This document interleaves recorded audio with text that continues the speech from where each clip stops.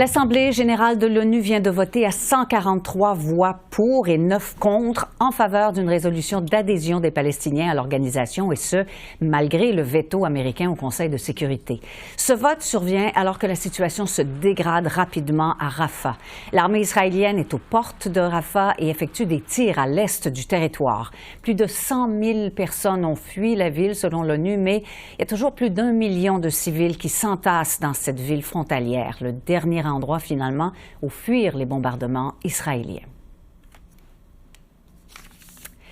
J'en parle avec Ferry de Kerkhoff, ancien ambassadeur du Canada en Égypte. Monsieur de Kerkhoff, bonsoir. Bonsoir. Alors, la motion a été adoptée, même si le Canada et les autres pays, d'autres pays du G7 se sont abstenus. La Palestine obtient donc de nouveaux droits et de nouveaux privilèges, mais n'est toujours pas un membre à part entière. Alors, est-ce que cette résolution était davantage symbolique qu'autre chose? Je crois qu'elle était à la fois symbolique parce que c'est un effort qui ne cesse de se répéter et qui fait toujours l'objet du contre américain et d'autres, ou alors de l'abstention de pays très courageux comme le Canada. Mais je crois que la décision de l'Assemblée générale d'offrir de nouveaux privilèges à la Palestine, c'est-à-dire qui, comme on le sait, est un État observateur non membre, mais la Palestine va être assise maintenant à côté des États membres dans l'ordre alphabétique. Et si vous voulez, c'est un symbole important pour un pays qui d'un côté se fait martyriser littéralement à Gaza, mais que d'un autre côté, on lui donne non seulement un poste, une place qui est logique par rapport à d'autres États. En plus de ça, la Palestine gagne la possibilité de présenter des propositions à l'Assemblée générale, proposer des amendements, parrainer des résolutions, donner des explications de vote.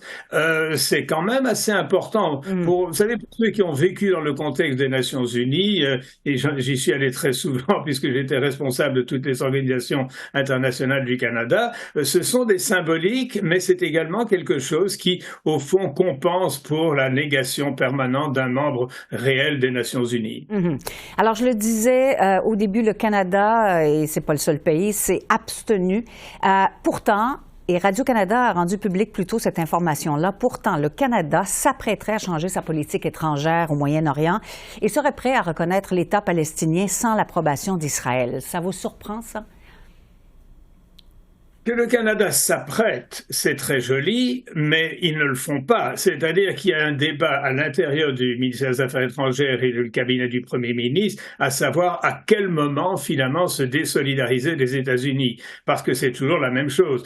Déjà que les Israéliens ont été très furieux de nos décisions récentes en ce qui concerne la suspension des livraisons d'armes, notamment. Alors écoutez, nous sommes toujours dans cette danse, pas avec les Américains, et en même temps, continuant à exprimer le soutien envers Israël. Alors, c'est un peu dans ce contexte-là, mais c'est certain qu'il y a une pression qui s'exerce sur le Canada et bien d'autres pays, parmi les fameux 25 qui sont abstenus, d'effectivement de commencer à reconnaître, ne serait-ce que pour faire avancer la cause palestinienne. Maintenant, bien d'autres, comme l'Américain, disent au contraire, ça nuit à la Palestine parce que ce n'est pas le processus. Le véritable enjeu, c'est la négociation avec Israël. Alors, quand j'entends le collègue américain dire c'est la négociation qui prime et non pas le siège aux Nations Unies, je trouve ça presque, je crois, insupportable. Enfin, c'est quand on voit que le chef d'État, c'est-à-dire le Premier ministre Netanyahou,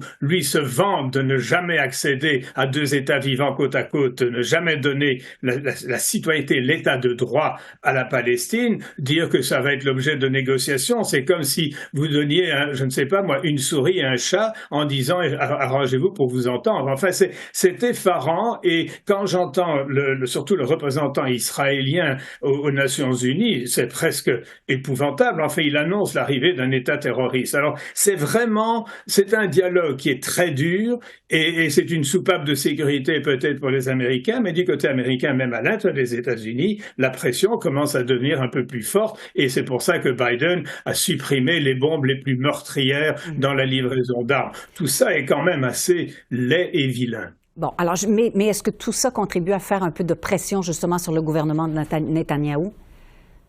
Ah, le gouvernement Netanyahou se fout éperdument de quoi que ce soit du moment que ça ne limite pas la durée de son mandat et qu'il ne se retrouve pas traduit en justice. Donc, pour Netanyahou, tout ça, c'est de la bibi, c'est du Nations Unies. Il a lui-même été représentant aux Nations Unies de son pays il y a quelques décennies, mais ça n'a absolument aucun impact sur lui du tout.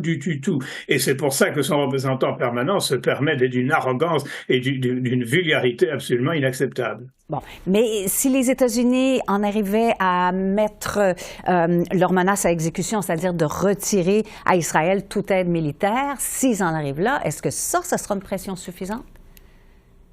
Les États-Unis ne retireront jamais leur aide militaire. Je sais que je ne réponds pas à votre question parce que c'est ça le fondement. Vous voyez déjà l'impact aux États-Unis, aussi bien sur les républicains que sur les démocrates, à part les démocrates de gauche, de sa décision de ne pas livrer des armes. On l'accuse de trahison envers Israël. Et puis, de toute façon, Biden continue à supporter autant que possible Israël, à part simplement sur cette espèce de grosse bombe. Alors, la pression n'aura aucun impact et je ne pense pas que les États-Unis vont changer de position en dehors de dire deux États vivant côte à côte et négocions ensemble pour une éventuelle création d'un État palestinien. Donc, malheureusement, je ne vois absolument aucune issue tant qu'il n'y aura pas un nouveau gouvernement israélien avec des gens peut-être un peu plus raisonnables. Mais même, vous prenez Naftali Bennett, qui a été Premier ministre avant, mais lui aussi est en faveur de la colonisation totale de la Cisjordanie, la Judée et la Samarie. C'est ça la vérité. Mais vous avez répondu. Alors, est-ce que vous pensez que la pression va venir de l'intérieur en Israël?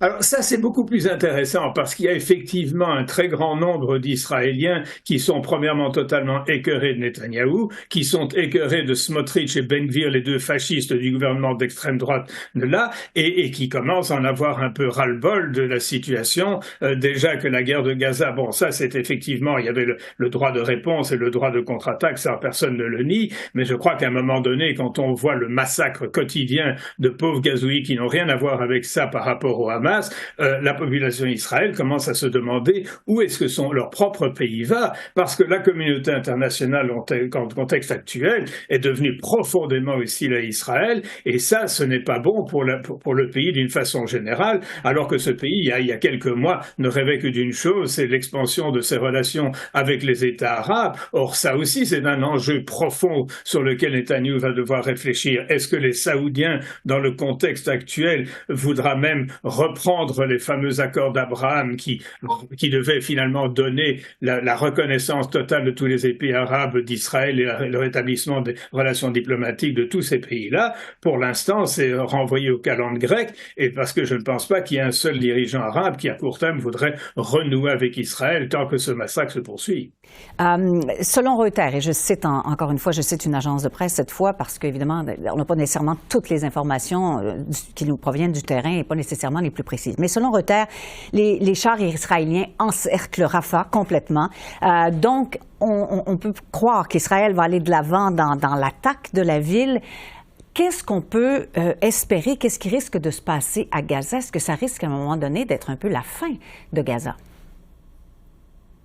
Je dirais presque qu'on en est déjà là, la fin de Gaza, quand vous voyez, c'est pas seulement les 50 000, 35 000 morts, les enfants et tout ça c'est horrifiant et ça devient du quotidien, mais c'est véritablement l'avenir à long terme de Gaza qui se pose parce que les Israéliens au pouvoir ne pensent qu'à une seule chose, c'est de rétablir le contrôle total sur Gaza, de trouver une façon d'expédier les Palestiniens de Gaza quelque part, que ce soit en Égypte ou n'importe où. La solution, c'est véritablement pour eux de repousser ça et de recréer au fond la Palestine, la Palestine israélienne avant que Sharon ne donne en fait Gaza à Fatah et ça, c'est l'histoire ancienne. Donc, non, je crois que vous savez, il y a déjà des promoteurs en Israël qui offrent à vendre des terrains sur la plage de Gaza à des Israéliens. Oui.